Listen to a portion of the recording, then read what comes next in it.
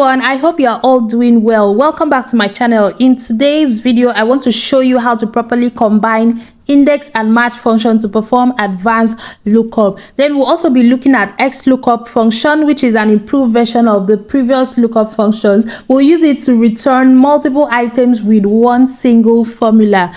These are advanced functions that you need to know if you want to improve your Excel skills. So I'm going to get started by briefly telling you what index and match function does separately. So if you look here, I have a little data table where it's showing the revenue and profit for different apps. So what I'm going to do, I'm going to use an index function to return blend from this table. Blend is one of the apps on this apps column, which is here, and if you count it, it's on position 6. That is, the row number is 6. So I'm going to use it for my index function. So I'll go ahead to type equal to and type my index function. So the first argument, which is an array, I'm going to select this range of cell.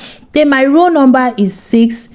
Then column number is optional, but you have to include it if you need to. Then I'm going to type my column number, which is 2, because apps is the second column on this data set. Then I'm going to close the bracket and press enter. So you see, I've been able to return blend from this particular table. That is what index function does. Then for match function returns the position or relative position of a value within your data set. So this is what match function does. Let's say I want to return the position of blend. Remember when we counted blend from this table, the row position is, the row number is 6. So we're going to use match function to return the position of this blend. So I'm going to type an equal to and type match function. The lookup value will be this blend, and I'm going to put a comma. The lookup array will be my apps. So I'm going to select the array, then I put another comma, then I'm going to type 0 for an exact match. This is because Excel uses approximate match by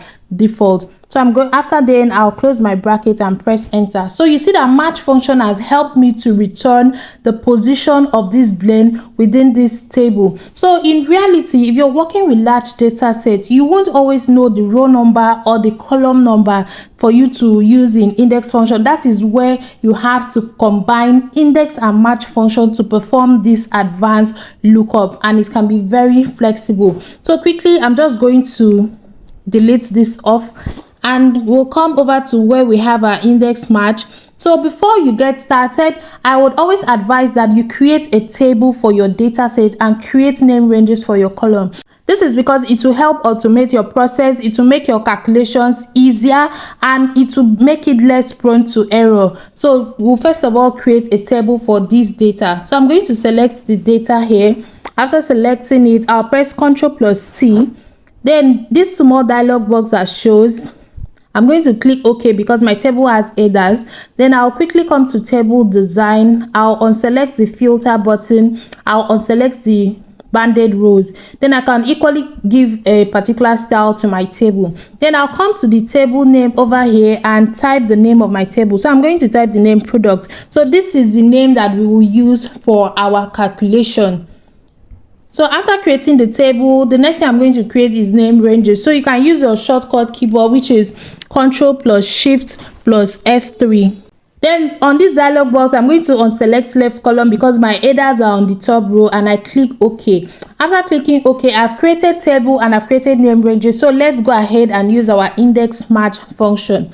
So before I go ahead, so you see, for this particular cell, I want to check for the different apps from this column. So I don't want to type them individually. What I'll do is to create a drop-down list to show all my apps. So what I'm going to do is to select this cell, click on Data tab, then go over to Data Tools and select Data Validation. Then under this box, I'm going to scroll down to List.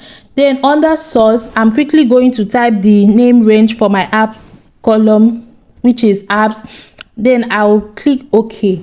Once I click OK, if you see this drop down icon here, once I select it, you can see the several apps from this particular apps column has been populated here. So I can just select any one for now. Then we're going to use an index match function to return the revenue.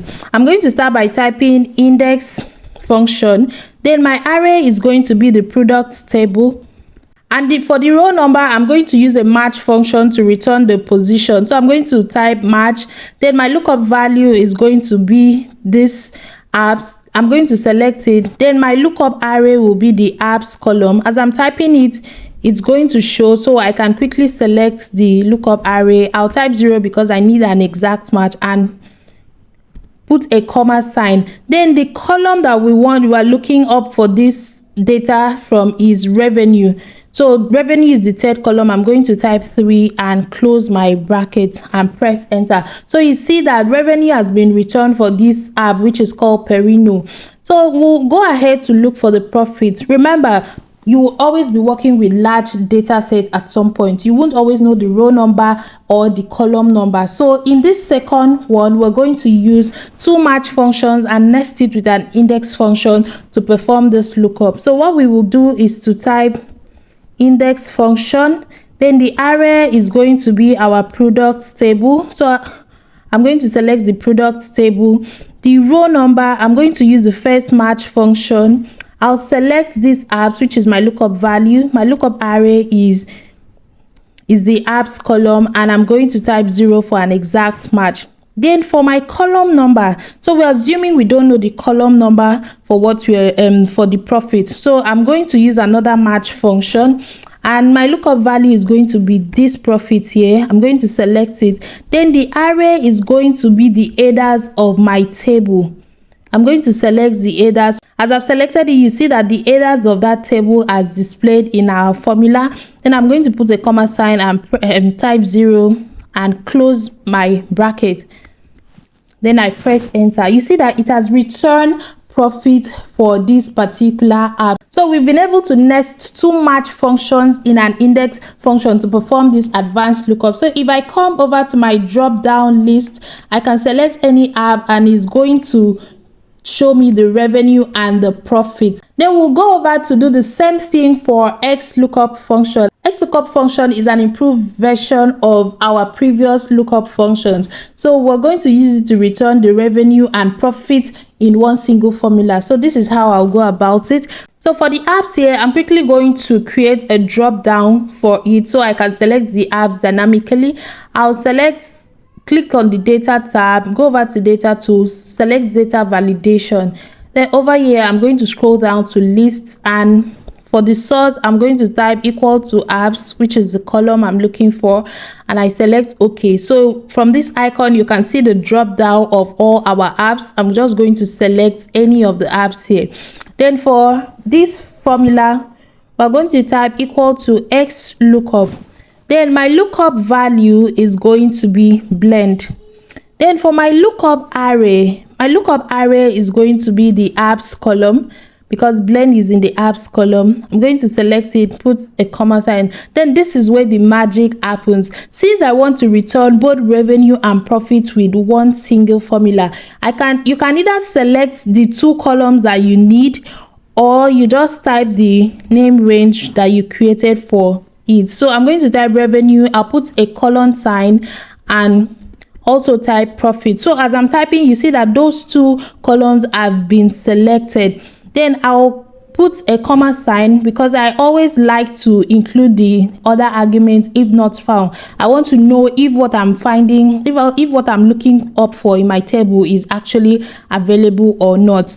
Then I'm going to type not found as a string, type it in double quotes, and then close my bracket. And once I press enter, you see that this formula has returned the revenue and profit for this app. So you can see that this XLOOKUP function is really an improved function because I don't need to type another XLOOKUP function for the profit. I can easily return it. So that is how you can use index match, perform your advanced lookup, and also use XLOOKUP to return multiple items from your data set. Thank you so much for watching this video. Please, if you have any concern, any question about this index match function or XLOOKUP function, please do well to drop a comment. I'll always be available to answer. And please like, share, comment, and also subscribe to my channel so you can stay tuned for more insightful videos. Thank you so much.